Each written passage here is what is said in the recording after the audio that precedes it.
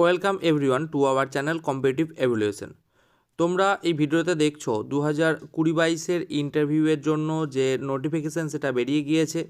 24/2/2024 interview নোটিফিকেশানটি বেরিয়েছে।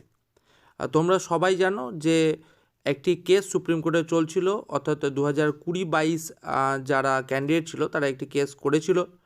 তাদের কেসটি সম্পর্কে তোমরা হয়তো এর আগেও জেনেছো। জাস্টিস হিমা কোহলি ম্যামের বেঞ্চে এই কেসটি ছিল এবং তিনি রায় দিয়েছেন, যেটা 2020-22 ক্যান্ডিডেটদের সাপোর্টে গেছে।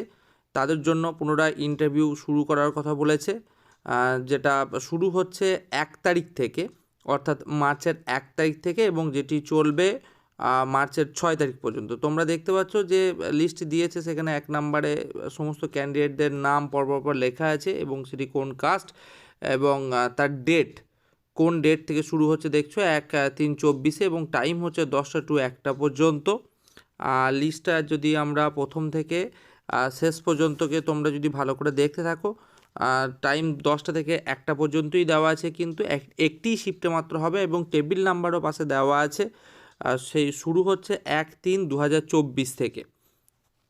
একটি মাত্র শিফটে হচ্ছে, আদার্স আর কোনো শিফট নেই। ওই একটি শিফটে আমরা যদি লিস্টের সম্পূর্ণ নিচের দিকে চলে যাই, তাহলে তোমরা দেখতে পাবে যে মোট কতজন, 2926 জনের টোটাল নাম এই লিস্টের মধ্যে আছে। প্রায় প্রত্যেক দিন 500 জন করে ক্যান্ডিডেটের ইন্টারভিউ হবে। টাইমটা তোমরা লিস্টটা দেখলেই পেয়ে যাবে। লিস্টটা তোমরা ওয়েবসাইটেও পাবে বা আমার টেলিগ্রাম চ্যানেলের লিঙ্কেও তোমরা পেয়ে যেতে পারো। তো এই ক্যান্ডিডেটদের এত ক্যান্ডিডেট যেগুলো আছে, প্রায় 500 করে প্রতিদিন ক্যান্ডিডেট বললাম আগেতেই যে তাদের ইন্টারভিউ হবে, এবং তারপরে মেবি হয়তো 2022-এর যে পরীক্ষাটা হয়েছিল সেই পরীক্ষার ব্যাপারে ইন্টারভিউ দিতে পারে।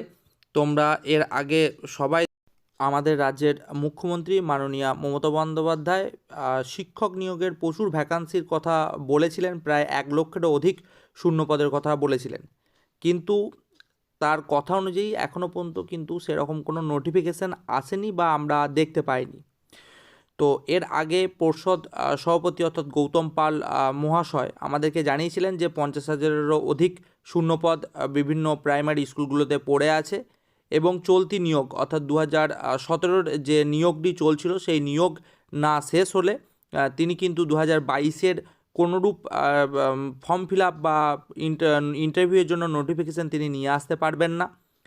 তো তোমরা সবাই দেখলে লিস্টটিতে 6 তারিখ পর্যন্ত ইন্টারভিউ চলবে, এবং 6 তারিখের পর অর্থাৎ 9 তারিখ, খুব সম্ভবত 9 তারিখ লোকসভা ভোটের অ্যানাউন্সমেন্ট হবে, যে কবে থেকে ভোট হবে। আর তোমরা সবাই জানো লোকসভা ভোটের অ্যানাউন্সমেন্ট হলে আর নতুন করে কোনো নোটিফিকেশান আসে না। তো 6 তারিখের পর থেকে মাত্র 3 দিন সময় পড়ে থাকবে ইন্টারভিউ নোটিফিকেশান নিয়ে আসার জন্য। তার মধ্যে যদি ইন্টারভিউ নোটিফিকেশান না আসে তাহলে আবার লোকসভা ভোটের পরে, এবং লোকসভা ভোটের পরে যে ইন্টারভিউ নোটিফিকেশান আদৌ আসবে কি না সেই নিয়ে আমার যথেষ্ট সন্দেহ আছে। এর আগেও আমি তোমাদেরকে ভিডিওর মাধ্যমে বলেছিলাম যে ইন্টারভিউ নোটিফিকেশান যদি লোকসভা ভোটের আগে না আসে তারপরে কবে আসবে সেই নিয়ে আমার যথেষ্ট সন্দেহ আছে। তো যাই হোক, তোমাদের উদ্দেশ্য অর্থাৎ 2022 পাস টেট পাস যে ক্যান্ডিডেটরা আছো তাদের উদ্দেশ্যে 27 তারিখ একটা কর্মসূচি গ্রহণ করা হয়েছে। আশা করি তোমরা সবাই ওই কর্মসূচিতে অংশগ্রহণ করবে, এবং তোমাদেরকেই তোমাদের লড়াইটা চালিয়ে যেতে হবে যেভাবেই হোক না কেন। মার্চের 9 তারিখের আগে 2022 টেট পাস ক্যান্ডিডেটদের জন্য পর্যাপ্ত পরিমাণে ভ্যাকান্সি সরকারকে নিয়ে আসতেই হবে।